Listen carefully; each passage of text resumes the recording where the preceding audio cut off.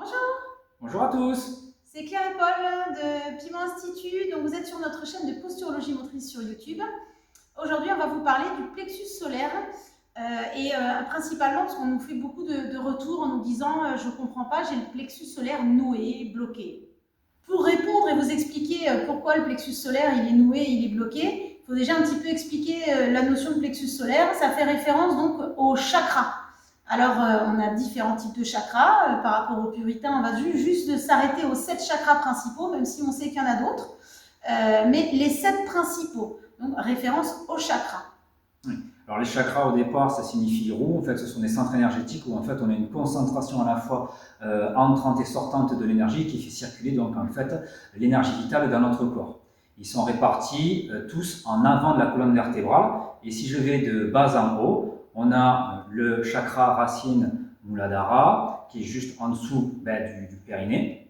Ensuite, vous avez en projection au niveau de votre sacrum, ici vous avez le Svadhisthana, donc le chakra sacré, le plexus solaire ou le chakra du feu, notamment lié au Muladhara qui est à peu près ici. Là, vous prenez le bord de vos côtes et la pointe xiphoïde, c'est-à-dire le rassemblement de vos côtes par rapport au nombril, vous faites le milieu, c'est à peu près par là. Ensuite, vous avez le Anahata, le chakra du cœur, donc vous prenez le cœur en plein milieu du sternum. Ensuite, vous avez le chakra de la gorge, le Dishida. Le troisième œil, ici, le sixième, à l'intérieur, vous prenez la projection à peu près au niveau du rassemblement de la base de votre nez, vous allez à l'intérieur et vous allez à peu près au milieu du crâne et vous tombez sur là où est censé être donc ce troisième œil, Ajna. Et enfin, juste au-dessus, le chakra couronne, le dernier, c'est le Sahasrara. À partir de là, on a donc une structuration de ces 7 chakras qui permet donc, le long de la colonne vertébrale en avant, donc de faire circuler de haut en bas et de bas en haut notre énergie vitale. Voilà, ce sont bien des carrefours énergétiques, d'accord, ouais. Qui sont en devant de la colonne vertébrale, et ça c'est l'information la plus importante qui n'est pas assez répétée. Devant la colonne vertébrale. C'est ça, parce que la colonne vertébrale, elle a un devant, elle a un derrière.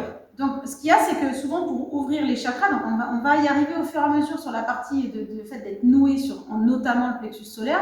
Pour ouvrir les chakras, souvent, c'est beaucoup une interprétation un petit peu spirituelle, etc. Sauf que nous avons beaucoup mis en avant, et ça a été l'occasion de nos dernières conférences, on en refera une sûrement en septembre prochain, sur ce point-là qui est important, c'est qu'il faut avant tout les ouvrir physiquement. Si on ne les ouvre pas physiquement, tu peux faire tout ce que tu veux, à essayer de cogiter, à essayer de te remettre en question, etc. Ça ne servira à rien si tu es toujours verrouillé complètement et que tu n'as jamais ouvert physiquement tes chakras. Exactement, car si on se met dans une logique, ou en tout cas une conception d'énergie, il faut le voir sur tous les plans, que ce soit donc effectivement, comme elle l'a dit, en termes de conscientisation, d'esprit, mais aussi physique. Et donc c'est tout, je m'ouvre, voilà, autant ouverture d'esprit que d'ouverture corporelle, il faut les deux. Le problème, c'est que l'ouverture corporelle, elle a été un peu oubliée du système. Alors, techniquement, ça y est, donc dans le yoga. Le yoga est une des pratiques, c'est pas la seule, où on est censé ouvrir nos chakras physiquement. C'est ça. Et donc, si on est censé ouvrir physiquement nos chakras et qu'ils sont en avant de la colonne vertébrale, ça veut dire qu'il va falloir ouvrir l'avant de la colonne vertébrale. Et donc, ça veut dire de plier, de courber un peu plus en arrière pour que le devant soit plus ouvert. Pour que tous les carrefours et toute l'énergie du corps circulent. C'est ça. Donc, on va dire, ça se rapprocherait d'une base où je fais un autograndissement, où j'ouvre le tout de mon pubis jusque déjà au bord des côtes, et ensuite le thorax lui-même, puis du thorax avec le cou jusqu'au menton. Tout ça. Et là déjà, je suis déjà un peu plus physiquement parlant, raccord, cohérent avec la conception d'esprit de l'ouverture des chakras. Alors, on va justement profiter. On va te montrer quelques mouvements dans le yoga qui sont censés être pour ouvrir les chakras, pour que tu aies une image un peu plus précise de ce qu'on est en train de dire. Là, ici, je vais commencer d'abord avec le premier mouvement de la salutation au soleil. La salutation au soleil, on voit déjà qu'il est bien placé au niveau postural. Ouverture, ouverture, et il garde un dos bien placé jusqu'au moment où il descend. Après, je fais par la suite. Ensuite, c'est juste pour donner une idée des mouvements de base de yoga. L'arcage de genoux, appelé aussi la posture du chameau. Il y a différentes variantes. Ici.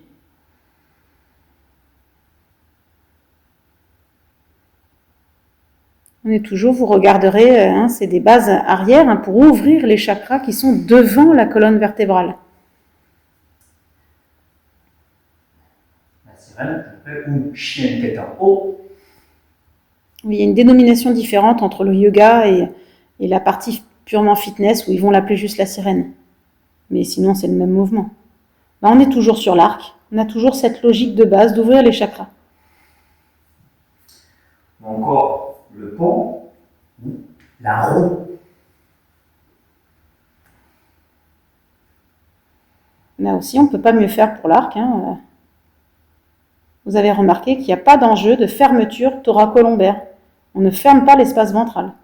Si je fais un focus sur le plexus solaire, le manipura, le but recherché, c'est d'ouvrir à la fois verticalement et latéralement la zone qui lui correspond, à peu près comme ceci.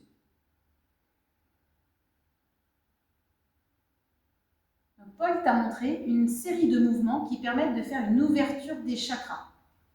Le problème, c'est que dans l'exercice sportif, c'est pas du tout ce qui est mis en avant. Exactement, puisqu'en fait, on te dit très souvent, ou quasiment tout le temps, tout partout, les abdominaux.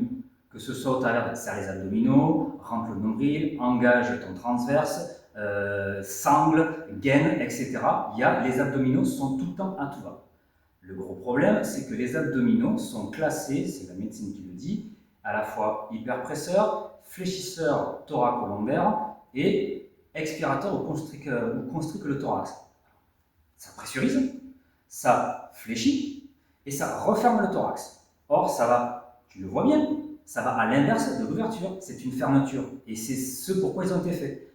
Et c'est pas étonnant qu'à force de l'avoir répété sans arrêt, de le mettre tout le temps dans la pratique, avec notamment des séries spécifiques abdominaux et j'en passe, etc. Ouais. Il n'est pas étonnant qu'au bout de 20, 30 ans, 40 ans, à la fin, tu n'arrives même plus à les desserrer, même quand on te le demande. Oui, c'est-à-dire qu'il y a une insistance, je suis sûre, essaie de repenser un peu quand tu as fait des exercices ou que éventuellement tu as eu des conseils. On ne t'a pas précisé que c'était le dos. À chaque fois, fait toujours une référence au ventre et absolument pas au dos. Je suis sûre qu'on ne t'a pas dit de faire cet autograndissement, cette ouverture en arrière. On est toujours directement sur le ventre. Première consigne en général, tu viens d'arriver dans ta salle de sport, allez, engage tes abdominaux. Voilà, c'est le premier truc je crois qu'on te dit, c'est ça. Oui, très souvent. Et à chaque fois, il faut bien se dire que si d'un côté on a donc nos abdominaux qui sont des fléchisseurs du tronc, leurs opposés sont des extenseurs du tronc. Mais quand tu cherches à ouvrir justement le thorax, ça, c'est stricto sensus une extension dorsolombaire ou thoracolombaire. Et les muscles qui correspondent, ce sont les extenseurs dorsolombaires, et ça correspond pile poil aux muscles paravertébraux que tu as de chaque côté de l'arrière de ta colonne vertébrale, qui vont hop, du sacrum jusqu'à la base du crâne.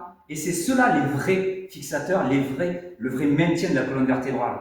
D'ailleurs, la répartition des muscles au niveau de la colonne vertébrale, ceux qui vont vraiment de vertèbre à vertèbre, pas qui commencent d'une vertèbre et qui finissent sur un bras ou sur une jambe ou ailleurs. Vraiment de vertèbre à vertèbre, qui suivent l'axe. Les muscles du rachis. Voilà. Et bien 99,9% de ces muscles-là sont le long derrière la colonne vertébrale. Il n'y a pratiquement aucun muscle qui est en avant de la colonne vertébrale.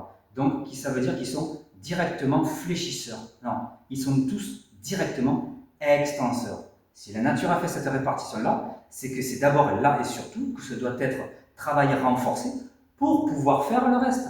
Et donc devant, ça veut dire que, à contrario, si derrière c'est l'entrée par le renforcement, l'autre c'est l'entrée par l'étirement, ce qui donne les exercices que tu as fait, que je t'ai montré.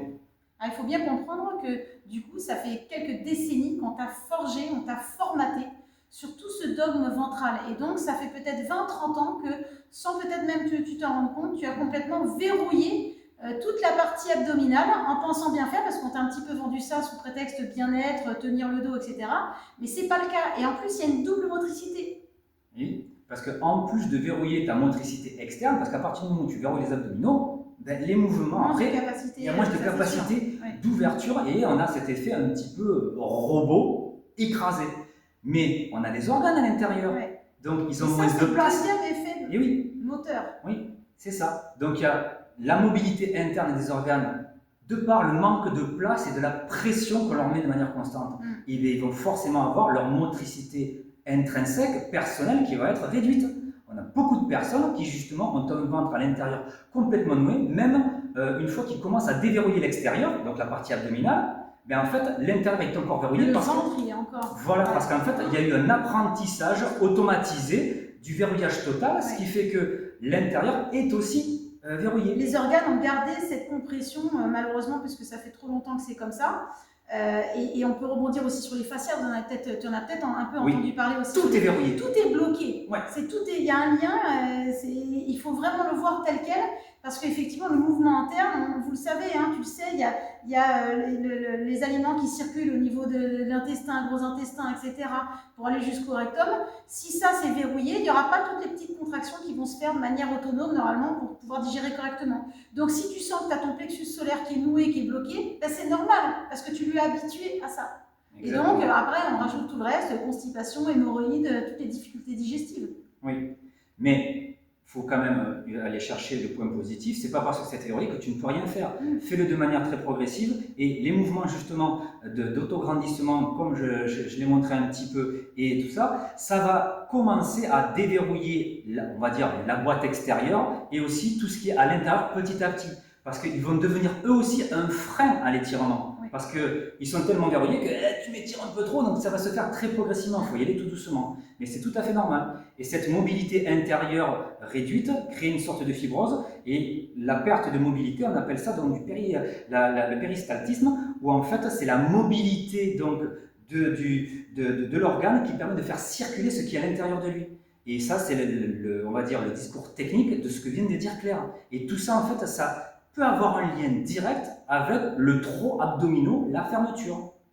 Alors, que tu sois conscient ou non, le souci, c'est la répétition. Je ne sais pas si certains se rappellent un peu de ce film avec Charlie Chaplin, qui était Les Temps modernes. Alors là, c'était pour faire rire. Hein. Il s'amusait à montrer, en fait, dans l'usine dans laquelle il travaillait, il y avait un serrage de boulons. Il faisait toujours le même geste. Il serrait les boulons, il serrait les boulons. Et en fait, on le voit un peu plus tard, je crois que c'est chez lui, où je sais plus, il boit une tasse de café. Et la tasse de café, bah, elle se renverse parce qu'il a imprégné le fait de faire ça toute la journée, ce serrage de boulons un peu raide, toujours répétitif, fait qu'il a intégré ça dans la vie de tous les jours. Et donc, il renversait son café. Alors, ça fait rire un peu tout le monde, cette scène-là. Mais en fait, on est en plein dedans. C'est ça. Parce qu'en fait, il y a une fonction d'automatisation à la répétition. C'est-à-dire que tout ce que tu fais de manière, encore plus si c'est conscientisé, volontaire au travers du travail abdominal comme on a fait, et bien effectivement, tu vas le prendre avec toi pour ton tous les jours. Et même quand tu auras l'impression de desserrer, de relâcher ton ventre, en fait, il sera toujours un petit peu serré, un petit peu gainé pour le coup, mais en fait, ça va continuer, perdurer ce côté-là. Et donc, tu vas avoir un verrouillage permanent, un début de voûté de fermeture permanent. Et si tu le combines avec la position voûtée du bureau, du canapé, du téléphone, et j'en passe, toutes ces positions où tu vas encore aller chercher ce voûté ici. Donc on rajoute la position fétale en dormant. Alors là, on a une fermeture toute la journée, en fait, on a une fermeture. Et la nuit, tu rajoutes. Voilà, bref.